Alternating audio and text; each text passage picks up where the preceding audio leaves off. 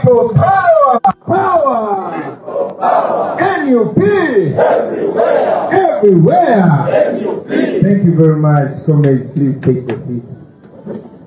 Thank you, Madam Deputy President, Comrade Secretary General, leader of opposition, leader of our opposition, of our parliamentary team, our national mobilizer, Comrade members of parliament, other leaders, ladies and gentlemen, I salute you.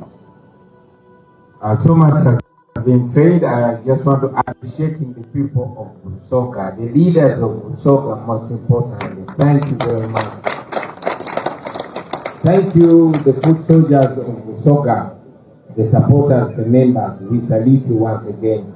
Give them a big round of applause. The leaders headed by Comrade Kaluya, Honorable Mwiru, our deputy spokespersons, all the leaders. That is what the regime fears. They fear people. They fear the truth. And every time you come out in large numbers, you confirm to us that what we believe in is not wrong.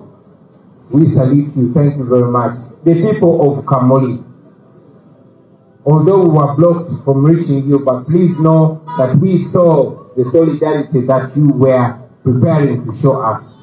We salute you. Our leaders were arrested in Kamoli, and I'll talk about that later. But we thank the people of Kamoli for always standing on the right side of history, for always refusing to be slaves in their land. We salute you. Thank you very much. I was not able to address you yesterday because we were blocked, we were tear gassed. Many of our comrades were arrested, some were, hurt. I watched with my eyes a baby girl fighting for her life in a taxi, where a police officer came in a taxi after blocking us. So many cars were parked behind because the road was blocked. No car could turn. They could not rush her in hospital. So I watched a baby fight for her life. But even the people among our teams that were trying to save the baby were being beat by the police. So shameless, shameful, but that's the country we're living in. But we salute all of you leaders that we were with in Kamoli. My message to the people of Kamoli. Number one, I am coming there and I will reach you by all necessary means. But before we come to you, I want you to know that we are not giving up. I want you to know that what you're supporting is legitimate, is moral. I want you to know that God is on your side, the law is on our side, and the people of Uganda are all on our side. Everybody is struggling for freedom, at least in our lifetime. And we shall see that day, God willing. Don't be scared. These people are scared. You saw that we were able, they were trying, but we slowed down. We turned out to be an advantage because we were able to interact with almost the whole of Busoga, from Njeru all the way to Bupadengo. Buolero, that's near Bupadengo, isn't it? So, to the people of Kamoli, don't give up. These people, one, they are scared because they know they are illegitimate. They cannot reason us out. They cannot give any reason, any moral reason for the things they're doing.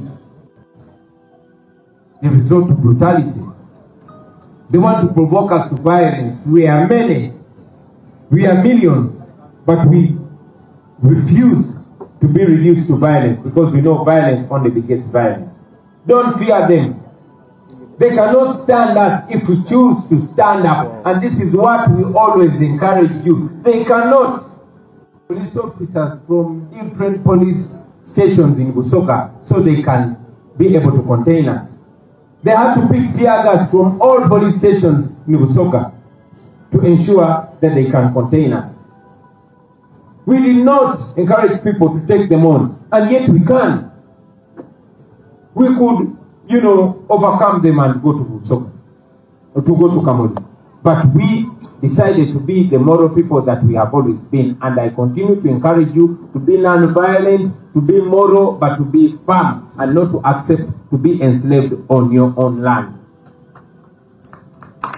So my message to you continues to be that we wear are now declared to be military uniforms. As we speak right now, an international award-winning fashion designer called Latif Madoi is in prison because he tailored an outfit for me. I wear the outfit. They are not arresting me because so much media is focused on me. But Latif is in prison and other fashion designers are in prison for making clothes for Ugandans. That is how timid they are. We protest them through music. That's why my music is banned in Uganda. We protest them through fashion. That's why now an international fashion designer that has brought so much pride to Uganda is in prison for tailoring an outfit for me. That is what this regime has reduced itself to. I encourage you to continue morally defying them, morally resisting, because the world is with us, and one day history will write about us. Not just those. I've already mentioned that yesterday more than 20 of our staff members were arrested, including Sarah Mufisa, our administrative secretary, and the deputy head of the women wing, Rama Juma. Together with comrades like Shafi Adams, like Bobi Rush, and many others. I'm told that this morning they're being taken to court, and be sure that yet another bogus charge is going to be slapped on them. But that is not new with this regime. They one day claimed that they found 2 machine guns in my room. Up to now, I don't know where those so-called machine guns of mine disappeared from. So we will stand firm. We will defy that injustice and we will defeat that injustice, God willing. I will also remind you that just 2 days ago, I went to what is supposed to be the Uganda Human Rights Commission, headed by Ewan Wangadia. In 2018, December, I reported a case to the Uganda Human Rights Commission. I petitioned against the illegal blockage of my concerts. I am an artist, a professional artist, and the law in Uganda provides that everybody shall be free to exercise and, benefit from their work. But more than 5 years, I was not given a hearing. For the first time, after more than 5 years, almost 6 years, the so-called Uganda Human Rights Commission gave me a hearing.